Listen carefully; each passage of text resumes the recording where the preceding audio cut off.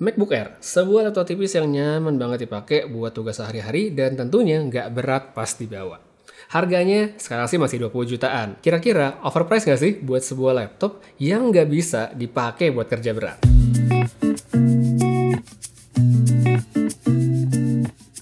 Halo, apa kabar semuanya? Kembali dengan Putu Reza dan langsung aja. Ini dia MacBook Air M2, laptop baru dari Apple yang kalau saya lihat-lihat lebih banyak ditungguin dan ditanyain dibandingkan yang versi Pro. Hal yang wajar sih sebenarnya karena secara retail harganya itu emang lebih murah tapi ngebawa banyak banget hal baru bahkan kalau kita bandingkan sama yang versi Pro. Hal baru dan menarik perhatian untuk cukup banyak orang dari laptop ini udah pasti desainnya. Ini adalah MacBook Air pertama dengan desain baru yang sebelumnya itu diperkenalkan lewat MacBook Pro 14 dan 16 di akhir tahun lalu. Tipis dan ringan udah pasti jadi nilai jual karena ya total sama chargernya aja itu nggak sampai 1,5 kilo. Enak banget buat dimasukin ke tas, apalagi buat orang yang males bawa berat-berat. Selain dari segi desain, yang paling jelas juga adalah kehadiran notch di layar.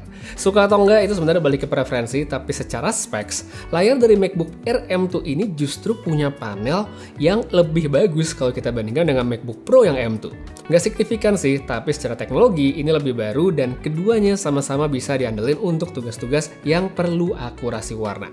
Selain itu, di bagian notch tadi juga terpasang webcam dengan resolusi 1080 yang jelas lebih baik dibandingkan 720 yang ada di MacBook Pro M2.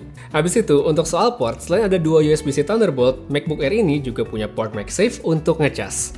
Kalau bisa milih, sebenarnya saya lebih pengen kalau Apple masangin satu port USB-C lagi di sisi seberangnya supaya yang 3,5 mm audio jack ini nggak kesepian sendirian.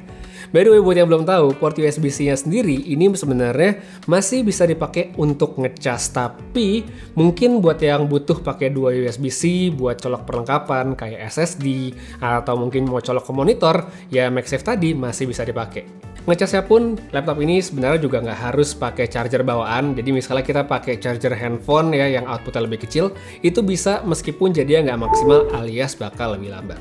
Untuk layout keyboard, di sini juga bisa dilihat kalau MacBook Air masih setia dengan full tombol fisik dan yang seperti saya udah bahas di video unboxing, nggak ada lubang speaker di kiri kanannya. Untuk speakernya sendiri, Apple nulis kalau laptop ini punya 4 speaker yang diletakkan di sekitar lipatan atau engsel produknya. Output suaranya cukup kencang, tapi kalau nyari bass ini menurut saya agak tipis ya. Jadi ya kalau misalnya dibandingkan dengan MacBook Pro yang M2, menurut saya masih bagusan yang Pro meskipun ya nggak signifikan banget. Sekarang kita lanjut ke soal specs. Kalau di MacBook Pro M2, isu yang paling sering dibahas sampai saya juga agak bosan sebenarnya dengernya, yaitu adalah throttling serta speed SSD yang dikatakan lemot untuk yang versi 256 karena dia cuma punya satu ya, kalau di teardown itu cuma ada satu, sedangkan kalau yang 512 dia ada dua. Hal itu menurut saya sebenarnya cukup wajar ya buat dikomplain karena yang sebelumnya itu labelnya adalah laptop Pro. Tapi kalau untuk sebuah MacBook Air yang sebenarnya ditujukan untuk workload yang ringan-ringan aja, terus bukan buat mereka yang perlu laptop performa super untuk render video 8K, speed SSD dan juga panas harusnya tuh nggak jadi isu sama sekali. Sederhananya gini deh, saya selama ngetes MacBook Air yang M2 ini mensimulasikan diri sebagai seseorang mungkin kayak pekerja mobile ya yang sehari-hari itu berurusannya sama software kayak Microsoft Word, Excel, terus juga bikin presentasi mungkin di PowerPoint atau di Keynote, browsing, pakai Safari, nonton YouTube, dan mungkin ya sedikit ngedit foto yang ringan-ringan aja di Photoshop maupun Lightroom. Kalau fokusnya cuma di situ, yakin deh laptop ini sebenarnya tuh udah lebih dari cukup secara performa dan nggak perlu tuh musingin kayak soal speed SSD atau panas dari perangkatnya yang bikin throttling.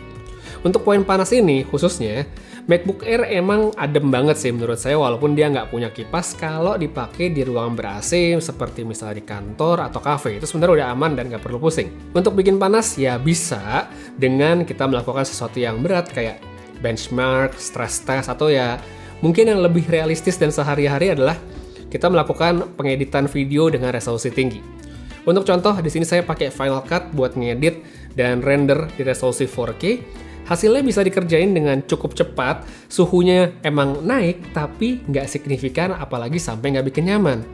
Nah ngomong-ngomong soal kenyamanan yang sebenarnya jadi nilai jual sebuah MacBook Air, Selain soal ukuran dan juga performa, yang terpenting itu sebenarnya adalah daya tahan baterai. Nah ini nggak cuma di MacBook Air doang sih sebenarnya, karena MacBook Pro pun juga awet. Tapi untuk MacBook Air M2, lagi-lagi ini adalah sebuah laptop yang punya daya tahan baterai luar biasa dalam satu kali charge, yang menurut saya bikin makin mantep kalau ini adalah perangkat yang cocok buat mereka yang emang sehari-hari itu kerjanya mobile dan sering banget beraktivitas di luar tanpa ketemu colokan.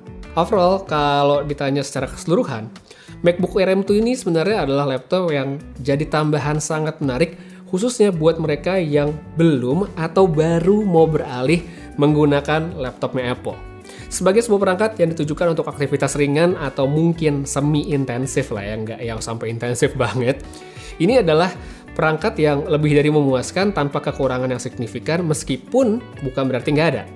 Kekurangan yang pertama udah pasti harganya yang tinggi, apalagi dibandingkan dengan kebanyakan Ultrabook Windows, plus mempertimbangkan bahwa ini kan bukan perangkat atau laptop yang digunakan buat kerja kelas berat.